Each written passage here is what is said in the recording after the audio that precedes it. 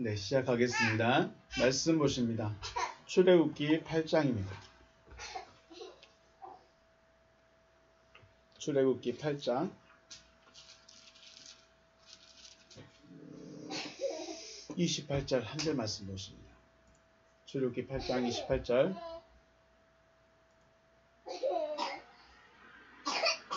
같이 한 절입니다. 같이 읽습니다. 시작. 바로가 이르되 내가 너희를 보내리니 너희가 너희의 하나님 여호와께 광야에서 제사를 드릴 것이나 너무 멀리 가지는 말라. 그런즉 너희는 나를 위하여 간구하라. 아멘.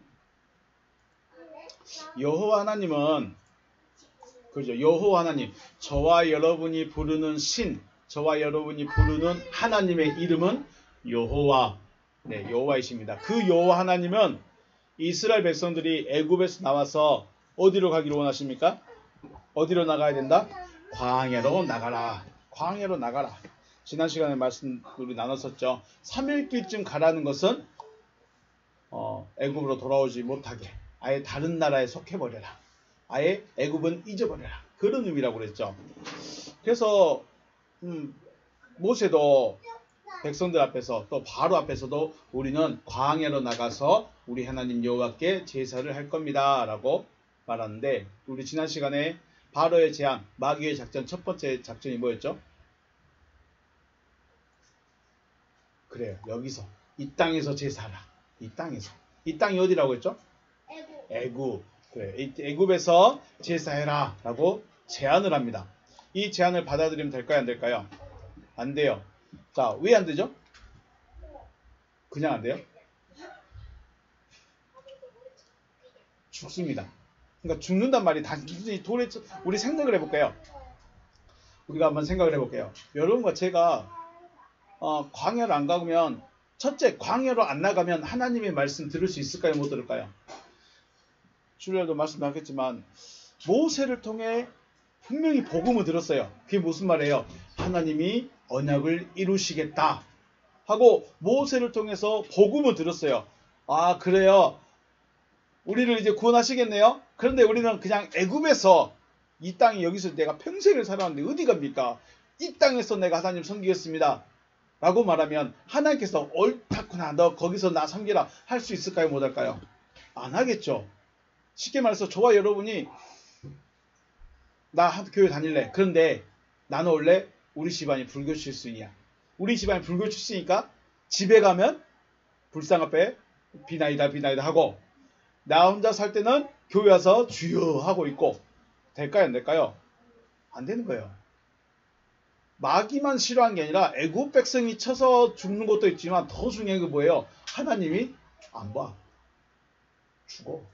돌에 맞아 죽는 것도 중요하겠지만은 더 중요한 게 뭐예요? 하나님이, 하나님의 생명 자체를 얻을 수가 없어요. 왜요? 광야로 안 나가기 때문에. 광야로 안 나갔다는 것은 하나님의 말씀을 안 받았다는 거예요. 하나님의 말씀을 안 받으면 생명을 얻을 수 있어요? 못 얻어요? 생명을 못 얻어요. 그러니까 그냥 죽어요. 그냥 이 애굽 백성들에게 맞아 죽는 것도 맞아 죽겠지만 중요한 거는 원래 하나님의 계획대로 안 됐기 때문에 그냥 생명이 없는 자체로 그냥 끝나는 거예요. 그래서 우리는 어떻게 해야 된다? 어디로 가야 된다? 광야로 가야 된다. 그래서 이 땅에서 제사하면 안 된다. 애굽에서 제사하면, 애굽에서 여호와를 섬기면 안 된다. 두 신을 섬기는 것이 안 된다 라고 말씀을 드렸습니다.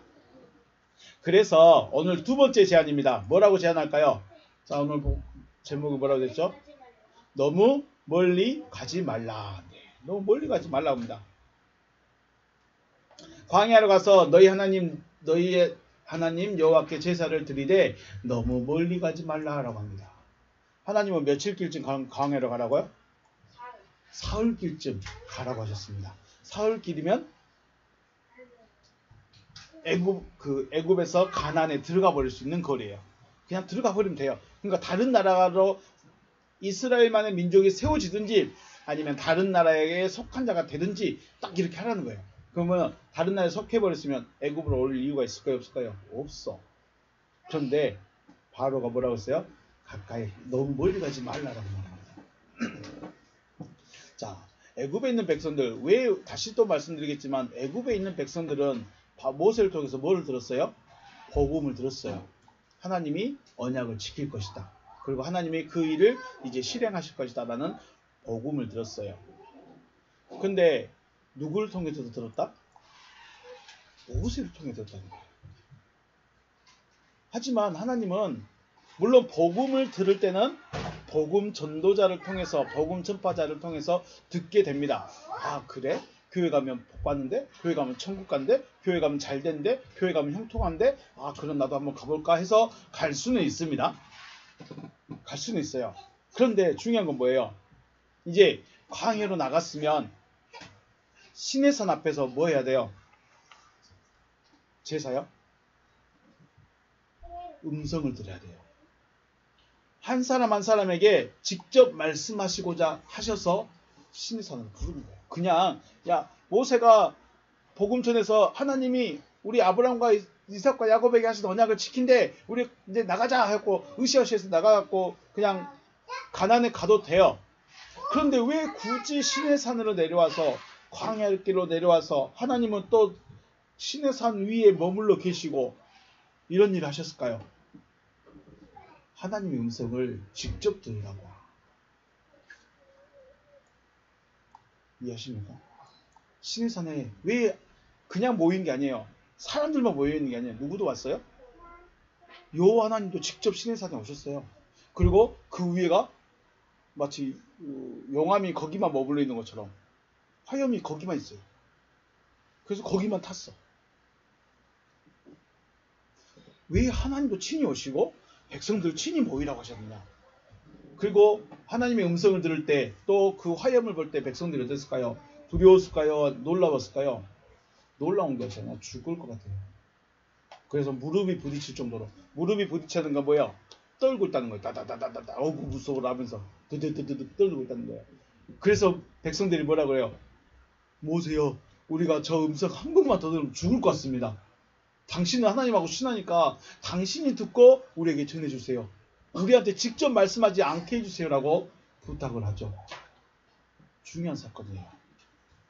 하나님은 단순히 교회에 나온 것도 중요해요. 잘했어요. 그런데 더 중요한 거 뭐예요? 내가 하나님의 음성을 들어야 돼요.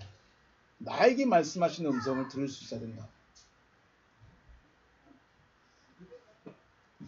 자, 이스라엘 백성들 한번 생각해 보겠습니다. 간접적으로 전해들은 소식과 내가 직접 목격한 것 차이 있을까요? 없을까요?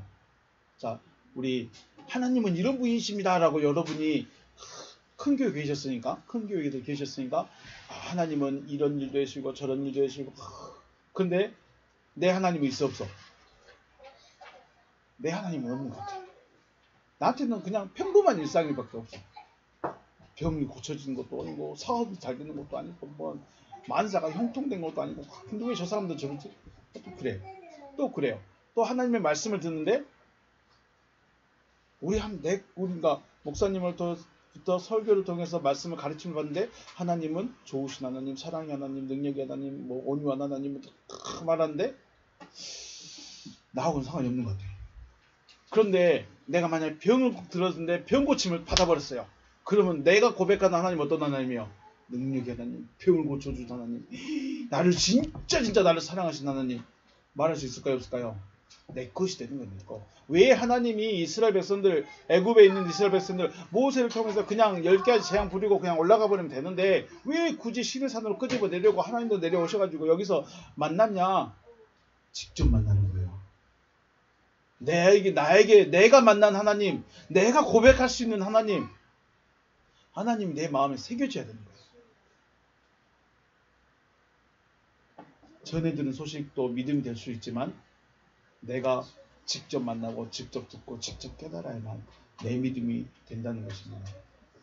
그래서 나에게 하시는 말씀 여러분 들으시길 주의 이름으로 축복합니다. 하나님의 음성을 뭐 천둥 소리, 번개 소리, 뭐 특별한 뇌성, 사무엘을 불렀던 그런 음성으로만 기대하지 마시고 아하가 되면, 하나님의 말씀이 무엇이구나 아하가 되면 그것이 마음에 새겨진다는 거예요.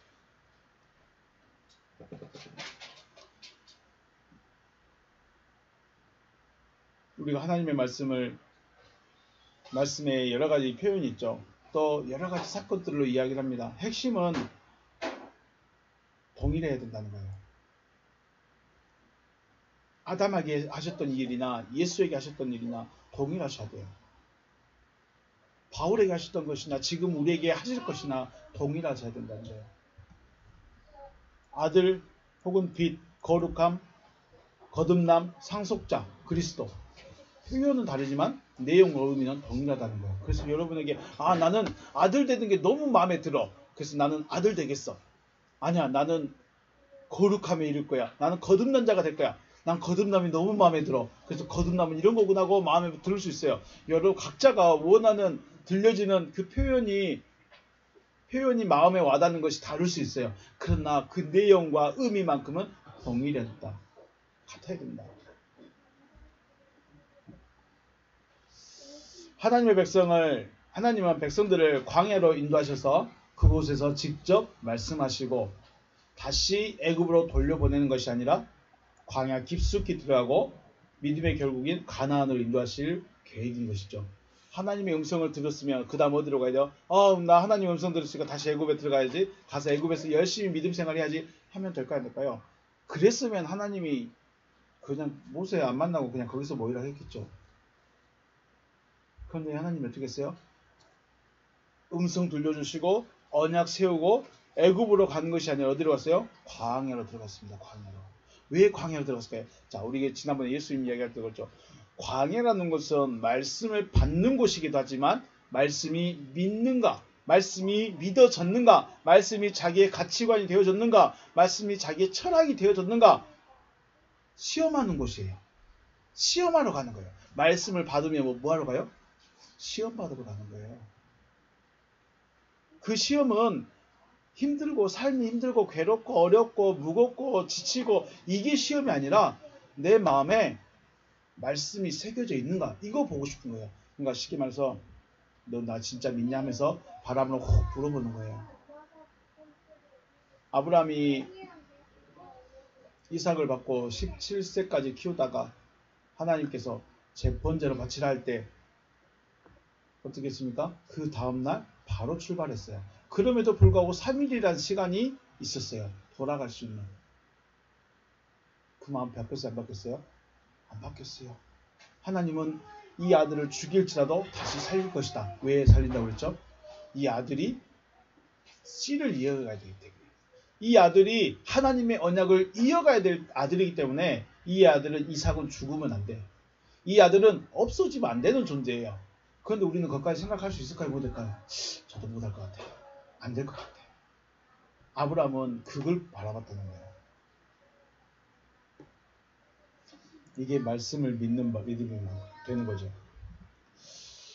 바로가 말합니다. 그런데 너희는 너무 멀리 가지 말라. 그 말은 뭔 말이에요? 여호와 하나님께 제사만 드리고 다시 돌아오라. 돌아오라는 의미죠. 애굽을 벗어났으면 다시는 애굽으로 돌아오지 않아야 되는데 다시 애굽으로 돌아오는 것은 애굽을 섬겨라. 혹은 나를 섬겨라. 나와 하나 되자. 이런 의미가 되는 거죠.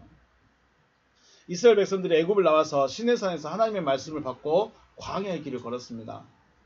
시내산에서 하나님의 말씀을 받은 백성들은 여호와 하나님만을 섬길 것이라고 언약을 세웠고 또 언약을 세운 이유는 광야 깊이 들어가서 뭐 했다고요? 시험을 받았어요. 시험을.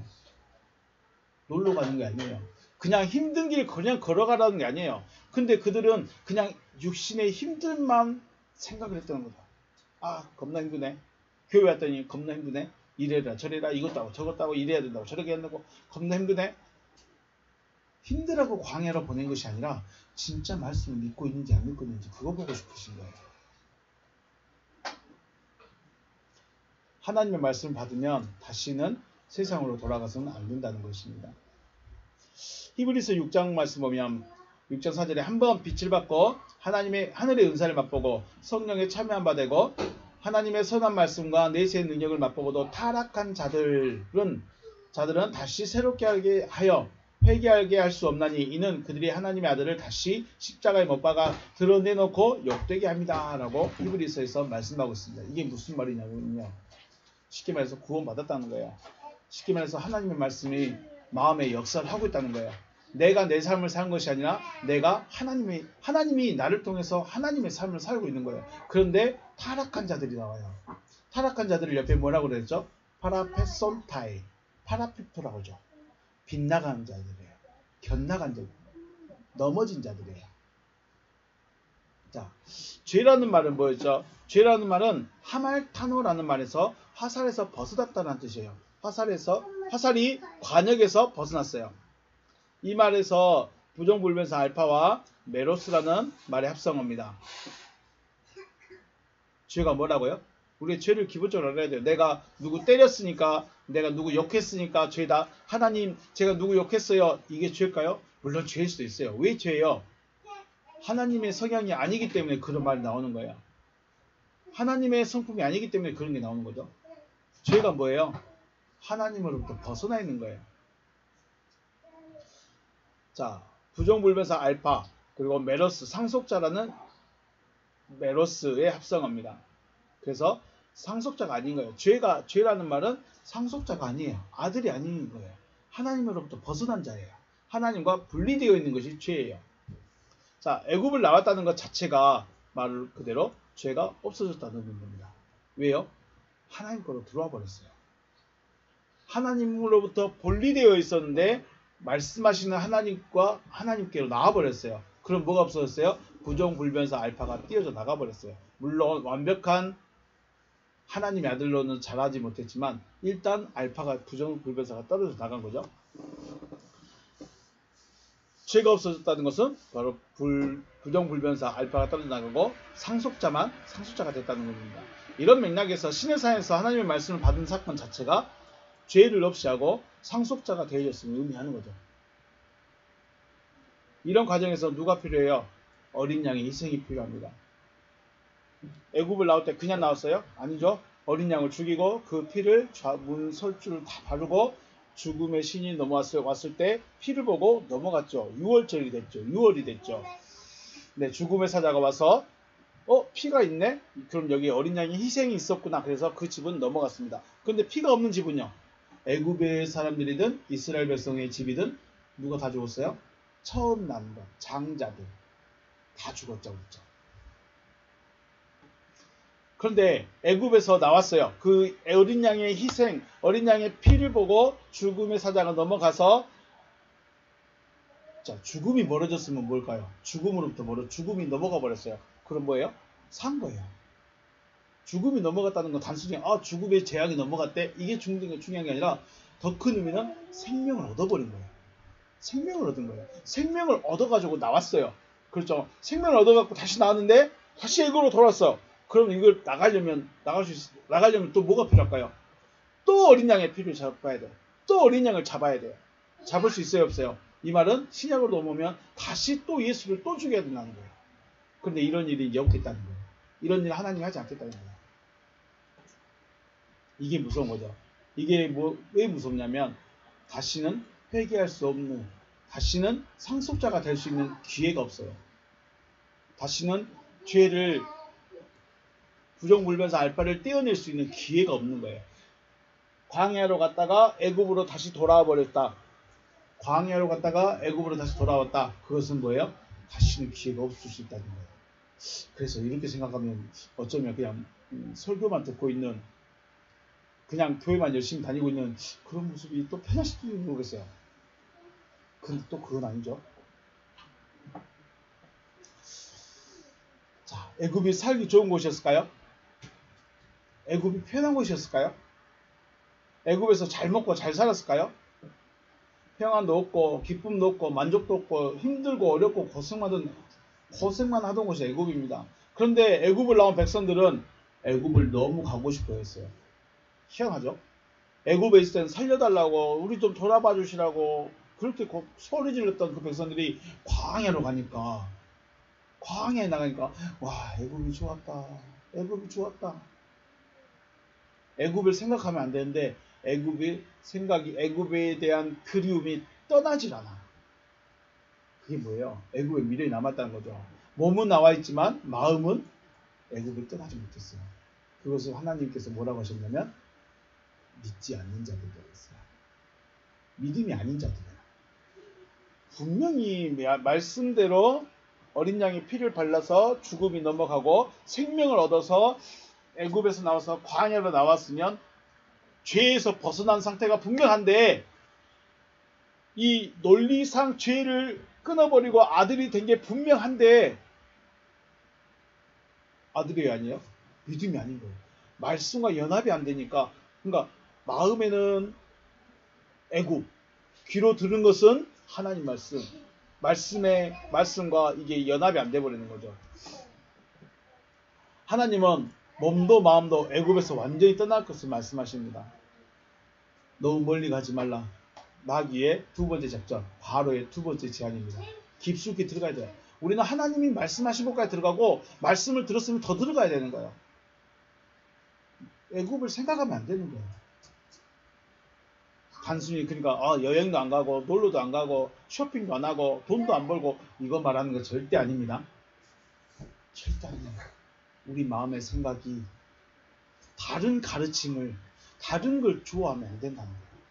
하나님의 말씀을 들었으면 그 말씀이 이루어지기를 기다려야 되는 거죠.